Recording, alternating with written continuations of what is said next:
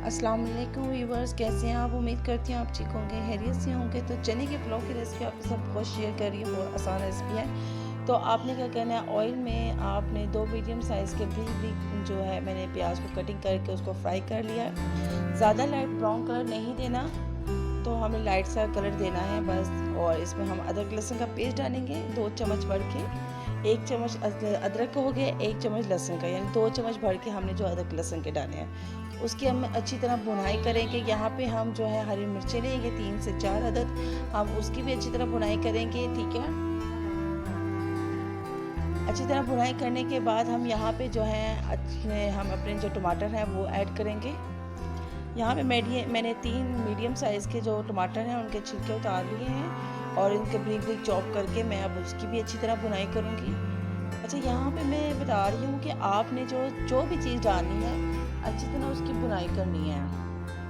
जैसे आप प्याज डाल रहे हैं, अदरक लहसुन डाल रहे हैं, हरी मिर्चें डाल रही हैं, उसको हर 1 2 3 जो है ना उसकी भुनाई करनी है। यहाँ पे नमक मिर्च हल्दी और सूखा धनिया पिसा हुआ मैंने वो ज़्यादा सा डाला है। ठीक है, और साथ हाफ़ टी स्पून जो मैंने ज़ीरा डाला है, ज़ीरा पिसा हुआ। इन सब की हम अच्छी तरह भुनाई करेंगे। यहाँ पे मैंने हल्दी नहीं डाली। ठीक है, हल्दी नहीं डालनी। हल्दी से कलर जो होता है वो हल्दी हल्दी वाला कलर हो जाता है, तो हमने वो नहीं डालना।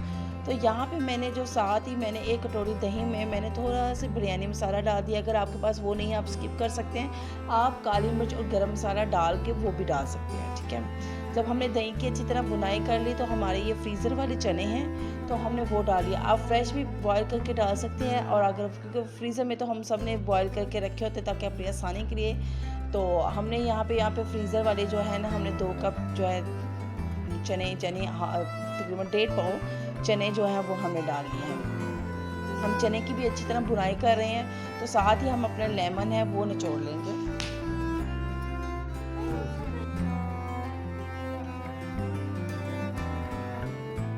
हमने अच्छी तरह जो है हम लेमन डाल के भी अच्छी तरह इसकी भुनाई करेंगे।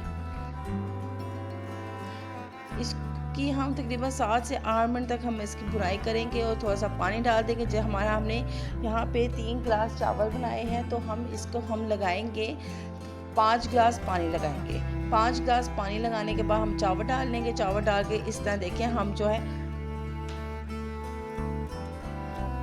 इस तरह देखें हमने अब जो चावल हमारा पानी खुश्क हो गया तो हमने दम लगा दिया है।